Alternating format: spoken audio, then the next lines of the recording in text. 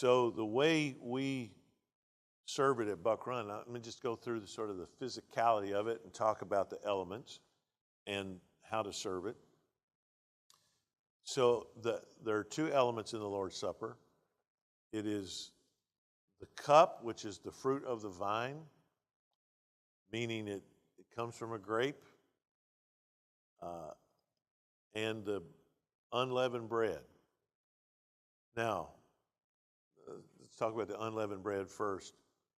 I insist, by the way, that it has to be these two things. I don't think you can substitute anything in. I don't think you can take Ritz crackers and a knee-high orange and have the Lord's Supper. I've heard it. You're laughing.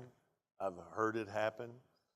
A cousin of mine told me that at her Presbyterian church, she fixes the bread and she fixes nice loaves of sourdough bread, and it's very tasty and delicious, and people break off. Well, that's not unleavened. Jesus observed the Passover. Leaven's not allowed at all in the house during the Passover, so the bread at the Last Supper had to be unleavened bread. Paul picks up on this picture, 1 Corinthians 5, when he tells them to get rid of the sin in the church. He says, purge out the old leaven, because Christ, our Passover lamb, has been sacrificed for us. So we're perpetually in the feast of the Passover. So when we picture the body of Christ, the bread must be unleavened, because it was his sinless body. The leaven is made a part of the picture. And Jesus did not observe the Lord's Supper with leavened bread. Now, the cup is the fruit of the vine, and there's no question that through the centuries, Christians have used wine. Until the temperance movement started in the United States back in the 19th century, and you can find where, it started to change. Almost all Baptist churches used wine. Back in the 19th century, most Baptists were post-millennial.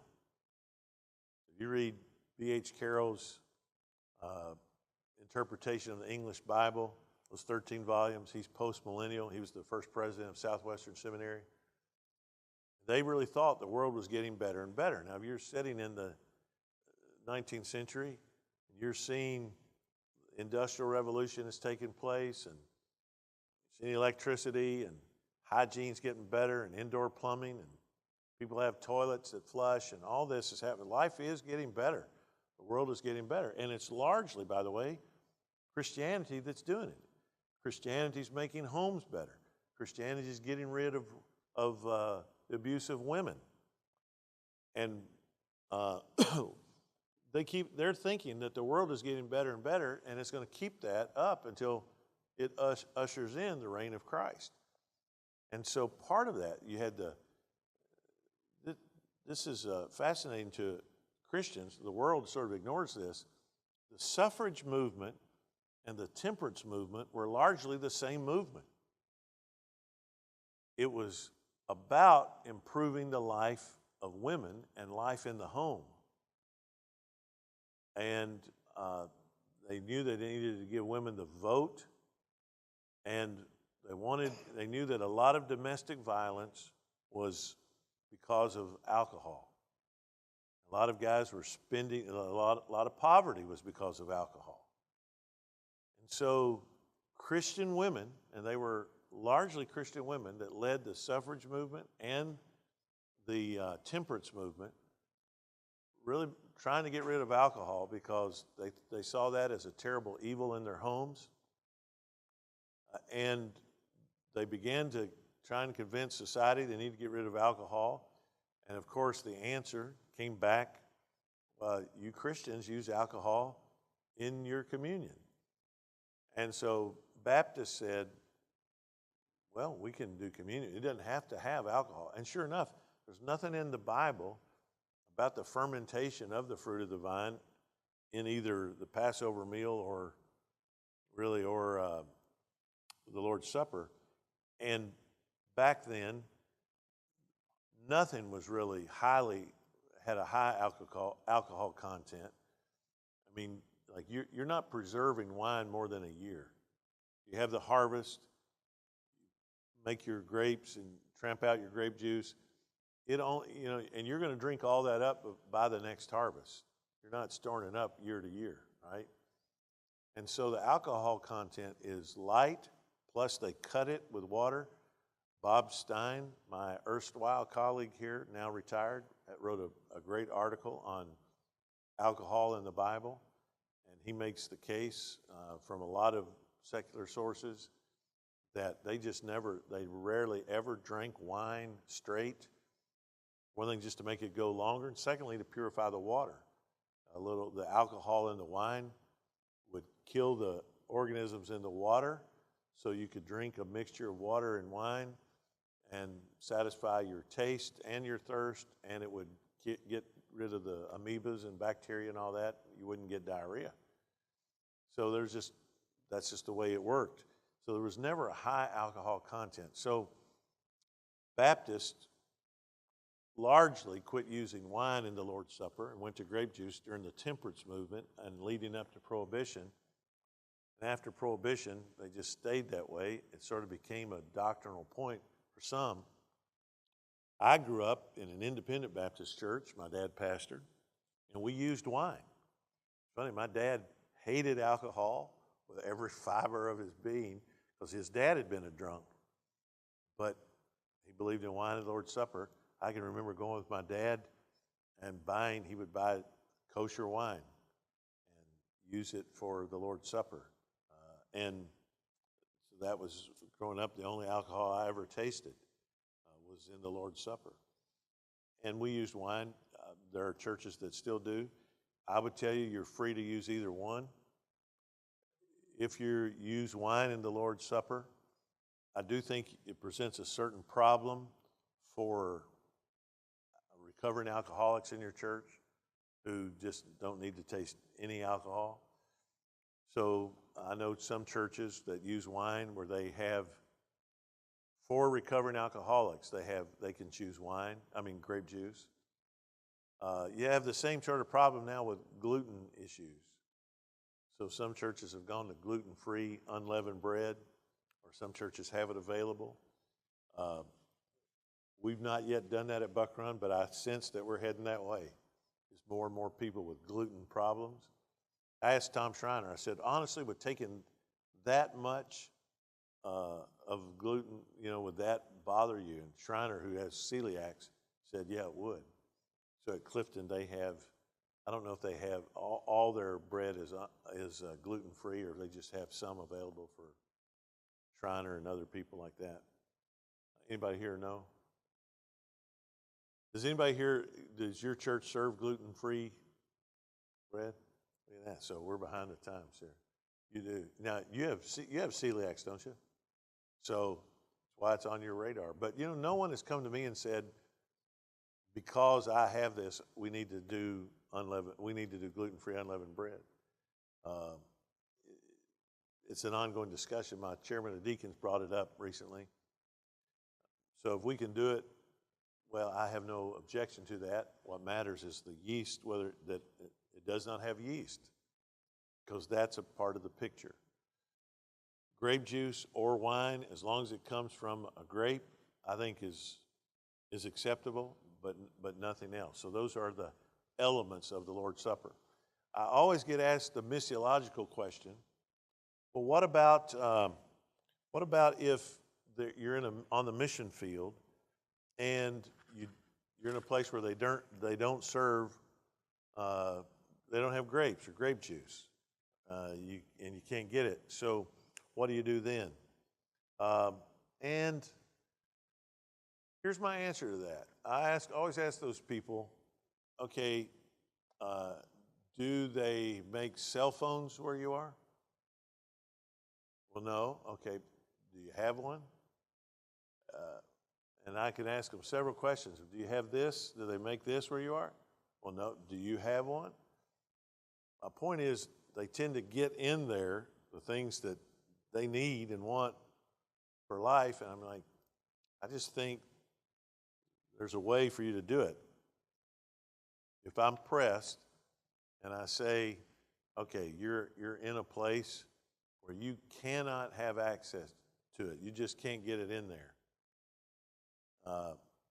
then I would just teach that. I would say, okay, we're doing this, but we're doing this wrongly because we don't have that. And we're doing this, and we're going to ask the Lord to help provide for us so we can have it. I'm a little different on the Lord's Supper thing about that than I would be on baptism, because baptism, I think, is defined specifically, and the Lord's Supper, I think I would observe it, but explain to them we're supposed to do this with fruit of the vine. We don't have that, but we hope that we one day will. But I know very few who go somewhere in the world where they just simply can't get grape juice or wine there at all. I'm sure it happens, but I would just contextualize it as I could until I could get the real thing. Questions about any of that? Anybody want to ask anything about the elements or about the restrictions of it? Yes, sir. Okay, great. Great question. His question is, would I take communion if I'm at a church and they serve it, whether they're open communion or not? All right, so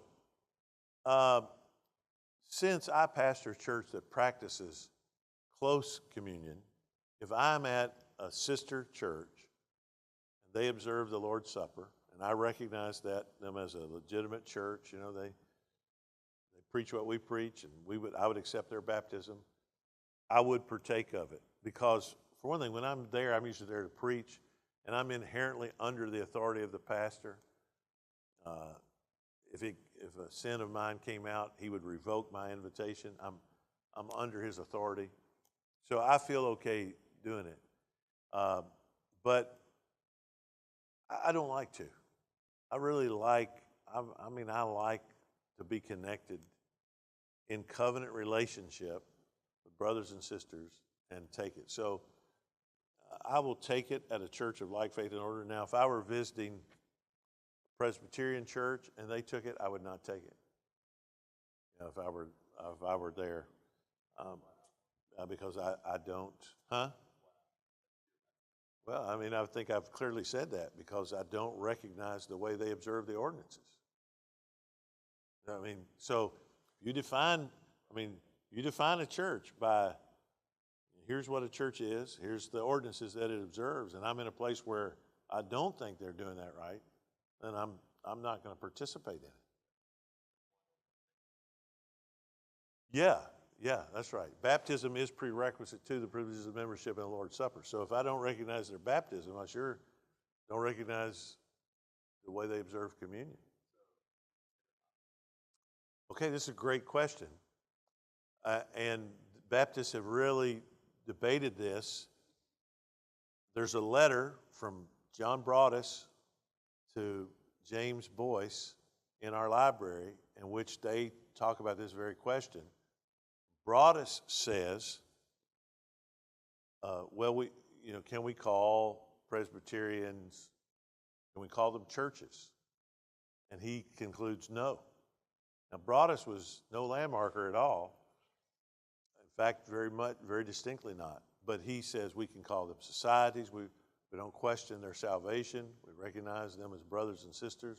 But we think they are in error on matters of the church. It's a hard question for me to answer. Even Luther said a church is a group of believers rightly observing the ordinances. Well, if I accept Luther's definition, then I don't think Luther had a church, right? And so I would tell you I'm mostly there, that I would say if you got a group of believers that aren't properly observing the ordinances, are they a real church? I think not. But I hold that view lightly and realize I might get to heaven and find otherwise. And I'll tell you why I'm not absolutely confident of it is 1 Corinthians. Because if ever there's a church that I would look at and say, they're not a church, it would be the church at Corinth. Paul never entertains that. You know, he doesn't tell them they'll cease being a church. That's not threatened, and men, their problems are huge. On the other hand, in the book of Revelation, the church that is threatened with no longer being a church is the church at Ephesus for losing their first love. And so there is a point at which something ceases to be a church. The New Testament tells me that. It doesn't tell me exactly where that line is. So this is why I lean toward the ordinances define it, and if they're not rightly observing the ordinances, they're not a church. I lean that way heavily. But I can't say it dogmatically. And that's the best I can answer that. It's a great question. Like I said, Baptists have wrestled with that one. Historically, Baptists have simply said, no. It's one reason why Baptists have had an aversion to any kind of a joint service with other denominations. This is a big debate in the 20th century. You have the more conservative elements. I grew up, you know, we wouldn't do a Thanksgiving service, community service with other denominations or anything. The more liberal Southern Baptists would. And I saw that. You know, Southern Seminary has really been in that, in its conservative years, was in that stream of not participating with other denominations. When it went moderate, they did more. Dr. Moeller has wrestled sometimes with who to have preach in this pulpit in chapel. It's for that very question. It's like, where is the line? Because there are people you respect. I don't question anybody's salvation that has a good testimony of faith in Christ. It's not a matter of whether or not they're saved. We don't believe salvation's in the church. But we do believe the ordinances are. So this is the tension. Great question. I can't answer it definitively. I can just tell you I lean that way. But I'm not dogmatic. Any other question about this? Yes, sir. What about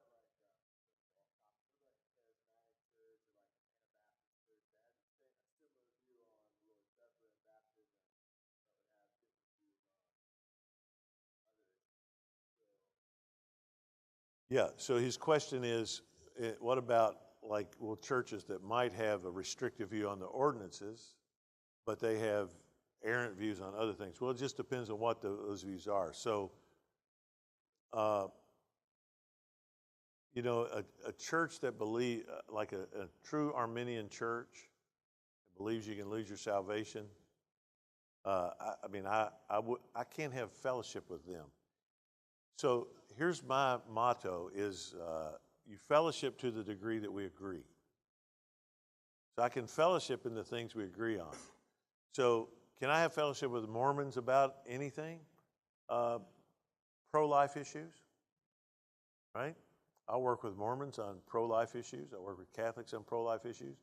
We agree on that. We fellowship on that. But I'm not going to a Mormon church service. I've never been to a Catholic church service. The Mass is offered. They, by their own doctrine, they say this is a sacrifice, a perpetual sacrifice of Christ. I think that's unbiblical.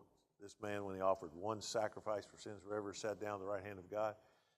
So I can't in good conscience participate in it. So this is one of those things where you have to draw your own lines. And my advice to you is you need to draw it before you're in the situation. That's why you're asking the right questions and thinking through the right things. You may not end up on the question where I am. That's okay. what you want to avoid is having to, on the fly, decide where you are. Because these things are going to come up. You're going to have people in your church that have family in another church, and they're going to ask you about, can they participate in this? And you need to know where you are, so think through it. Any other questions on that? Yeah.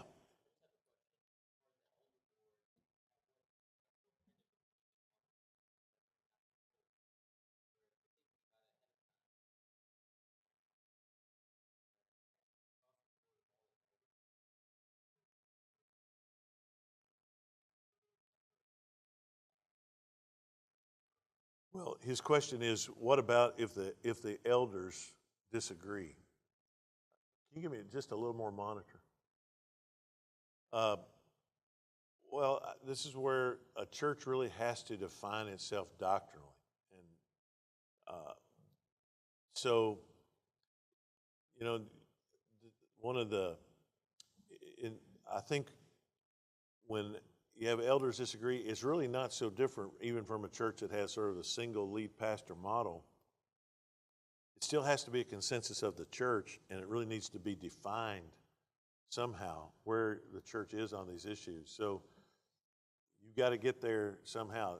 The question is, how significant are these things? How often are you going to encounter these things? In general, I say don't over-define things. Don't define things that you're not going to encounter much. But when you're getting down to the ordinances, man, that matters. That's something that really does define who you are.